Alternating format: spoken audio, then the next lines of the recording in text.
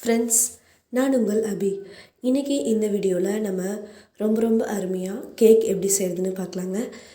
ஒரு 2 மாதம் முன்னாடி தான் நம்ம கேக் பேக்கிங் ஸ்டார்ட் பண்ணியிருக்கோம். அதனால சரி இப்போது கொஞ்சம் கொஞ்சமாக நம்ம அப்படியே கேக் செய்ய ஆரம்பிச்சிருக்கிறோம். அதில் ஒரு கேக் எப்படி பண்ணிகிட்ருக்கோம் அப்படிங்கிறத நான் உங்களுக்கு காமிக்க போகிறேங்க. இப்போது இந்த கப்பில் நம்ம மாவு எடுத்து சலித்து வச்சுக்கலாம். நான் இன்றைக்கி கிட்டத்தட்ட 1.5 கிலோ அளவுக்கு கேக் செய்ய போகிறேன். அதனால் அதுக்கு தேவையான அளவு மாவு எடுத்து நல்லா சல்லடை போட்டு ஒரு 3 டைம் நல்லா சலித்து வச்சுருக்கேங்க. நான் எடுத்திருக்க கப்பில் ஒரு 3 கப் அளவுக்கு மைதா எடுத்திருந்தேன் நான். இது கூடவே பேக்கிங் பவுடர், பேக்கிங் சோடா இதெல்லாம் போட்டு நல்லா எடுத்து சலித்து வச்சுருக்கேங்க. நமக்கு மாவு ரெடியாக இருக்குது. அடுத்ததான் சர்க்கரை, பொடி பண்ணின சர்க்கரையும் நம்ம எடுத்துருக்கலாம். அப்படி இல்லைன்னா நம்ம ஐசிங் சுகர் கூட எடுத்துக்கலாம். நான் இன்றைக்கி பொடி பண்ண சர்க்கரை தான் எடுத்திருக்கேன். அதையும் தேவையான அளவு எடுத்து வச்சுட்டு நமக்கு முட்டை இருக்குங்க. அதில் ஒரு 6 முட்டை இன்றைக்கி உடச்சி ஊற்றிருந்தேன். நம்ம கிட்டத்தட்ட ஒரு 1.5 கிலோ பக்கம் கேக் செய்கிறோம். 1 கிலோவுக்கு 4 முட்டை போடுவோம். ஸோ 1.5 கிலோங்காட்டியும் கிட்டத்தட்ட ஒரு 6 முட்டையை உடச்சி ஊற்றி இப்போ நல்லா பீட் பண்ண ஆரம்பிச்சிருக்கோம்.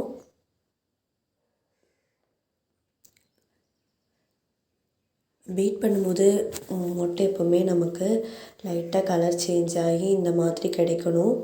பாருங்கள், நம்ம ஊற்றிருக்க 6 முட்டை எவ்வளோ பொங்கி நமக்கு கிடச்சிருக்குன்னு. இதில் தேவைன்னா நம்ம வெனிலா எசன்ஸ் ஆட் பண்ணிக்கலாங்க. இப்போ நம்ம எடுத்து வச்சுருக்கிற மாவு அப்படியே லைட்டாக இதில் போட்டு மிக்ஸ் பண்ண ஆரம்பிச்சிடலாங்க. மிக்ஸ் பண்ணும்போது கட்டி சேராமல் நல்லா மிக்ஸ் பண்ணணும். அப்போ தான் நமக்கு கேக் நல்லா முட்டை இல்லாமல் நல்லா வரும், சாஃப்டாக வரும். அதனால் கலந்து விடும்போது ரொம்ப கவனமாக கலந்து விடணுங்க.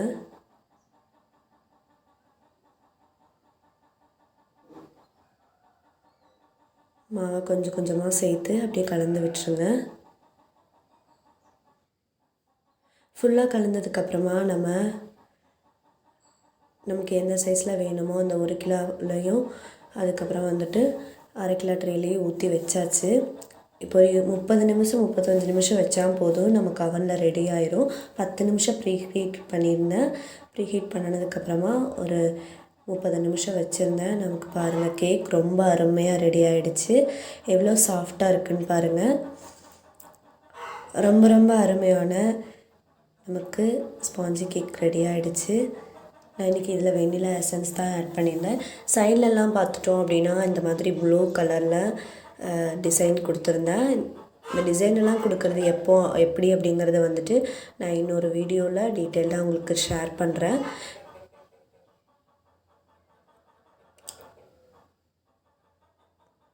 இப்போ இந்த மாதிரி நான் டிசைன் கொடுத்துட்ருந்தேன்.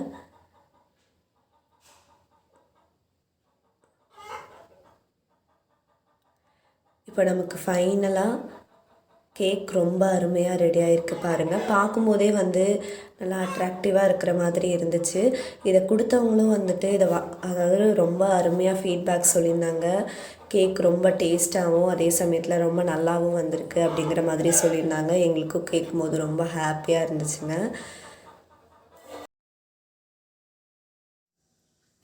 இனிமேல் கேக் செய்ய போகிற வீடியோஸும் நான் உங்களுக்கு ஷேர் பண்ணுறேங்க. நம்மளோட இன்ஸ்டா பேஜ் அபின் தமிழ்மொழி சமையல் அப்படின்னு இருக்குது. அதில் கூட நம்ம கேக் செய்கிற வீடியோஸ் எல்லாம் அப்லோட் பண்ணிகிட்ருக்கோம். ஸோ அதையும் நீங்கள் முடிஞ்சதுன்னா ஃபாலோ பண்ணுங்கள்.